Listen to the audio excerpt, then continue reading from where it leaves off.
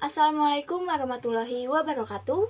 Halo semuanya, perkenalkan saya Laila Husnia Fauzia dari kelas 3B2 dengan NIM 2210302085. Di sini saya ingin menjelaskan ringkasan yang telah saya buat dari materi yang sudah disampaikan oleh Pak Surono selaku dosen kewirausahaan 2, yaitu dengan materi mengembangkan dan mengelola tim usaha baru. Sebelumnya, mari kita mulai dengan salam kompeten. Dalam mengembangkan dan mengelola tim usaha baru sendiri, ada 5 poin yang akan dibahas, yaitu yang pertama ada rencana staffing, yang kedua ada rekrutmen, pelatihan, pelantikan, dan mempertahankan tim, yang ketiga ada memenuhi kewajiban hubungan industrial, yang keempat ada mengelola staff, dan yang terakhir ada meninjau kinerja tim. Untuk yang pertama, di sini saya akan membahas tentang rencana staffing atau mengembangkan rencana staffing. Dalam mengembangkan rencana staffing ini yaitu ada kategori okupasi, yaitu metode untuk menggabungkan pekerjaan atau posisi berdasarkan kesamaan dalam tugas, tanggung jawab, dan persyaratan kualifikasi. Dengan melakukan klasifikasi pekerjaan dalam kategori-kategori ini, organisasi dapat meningkatkan efisiensi dalam proses perekrutan, seleksi, dan manajemen sumber daya manusia. Hal ini membantu dalam menentukan jumlah tenaga kerja yang dibutuhkan untuk setiap kategori pekerjaan, serta merancang strategi pengembangan karir dan pengadaan yang sesuai. Misalnya, kategori pekerjaan mungkin mencakup sektor pekerjaan seperti manajemen, teknisi, administrasi, dan lain-lainnya. Untuk yang selanjutnya, di langkah kedua yaitu atau poin kedua ada rekrutmen, pelantikan, pelatihan, dan mempertahankan tim. Di sini ada 3 hal yang dibahas, yaitu rencana seleksi. Yang pertama, dibuat berdasarkan kriteria seleksi, kebutuhan bisnis, dan persyaratan hukum. Di sini ada beberapa poin seperti saluran dan teknologi yang tepat, lalu ada mengiklankan lowongan untuk kebutuhan staf, dan ada mengadakan panel seleksi. Untuk selanjutnya yang kedua yaitu proses seleksi dilakukan sesuai dengan kebijakan dan prosedur bisnis. Di sini juga ada beberapa poin yang dijelaskan, yaitu seperti proses wawancara dan menilai kandidat berdasarkan kriteria seleksi yang disepakati. Terus ada diskusi penilaian dengan anggota panel seleksi lainnya. Untuk yang ketiga yaitu ada internalisasi atau induksi anggota tim. Di sini ada beberapa poinnya juga atau ada beberapa hal. Untuk yang pertama yaitu menyediakan kandidat yang berhasil dengan kontrak kerja dan dokumentasi lainnya. Terus selanjutnya ada memberitahu manajer dan tim kerja tentang penunjukan baru. Untuk selanjutnya di poin yang ketiga ada memenuhi kewajiban hubungan industrial.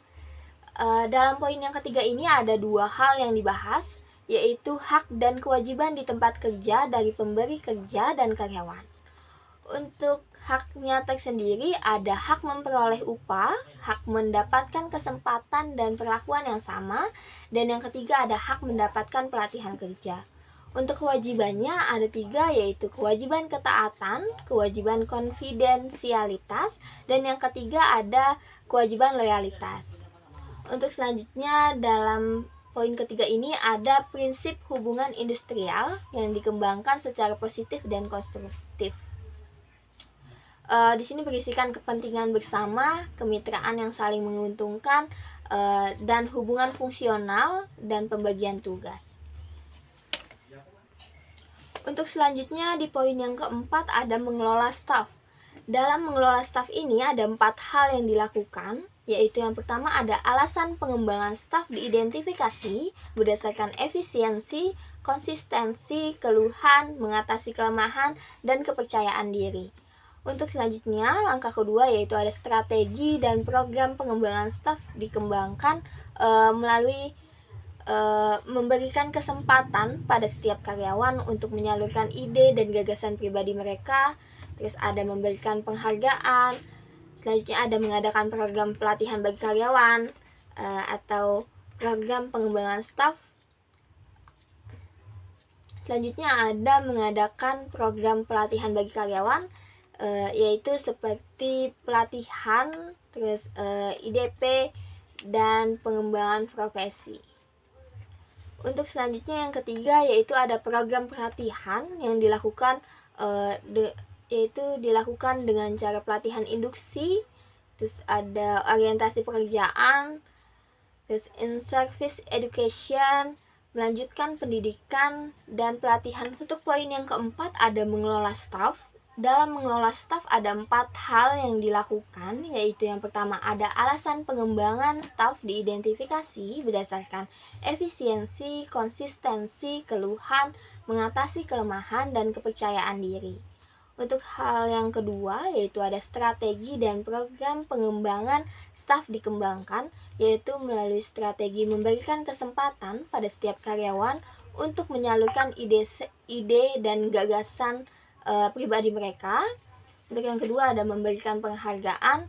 Selanjutnya ada mengadakan program pelatihan atau pengembangan bagi staf melalui pelatihan IDP dan pengembangan profesi. Untuk hal yang ketiga yaitu ada program pelatihan dilakukan yaitu dengan pelatihan induksi, orientasi pekerjaan, in-service education, melanjutkan pendidikan, dan pelatihan untuk fungsi khusus. Di hal yang keempat ada evaluasi dilakukan terhadap strategi dan program pengembangan staf dievaluasi. Di sini ada identifikasi dan libatkan pemangku kepentingan utama dan jelaskan kegiatan dan tujuan pengembangan stafnya. Terus ada tentukan tujuan dan pertanyaan evaluasi sambil mengidentifikasi indikator yang akan diukur.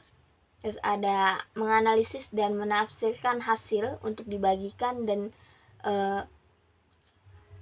menggunakan temuan secara efektif. Untuk selanjutnya di poin terakhir ada meninjau kinerja tim.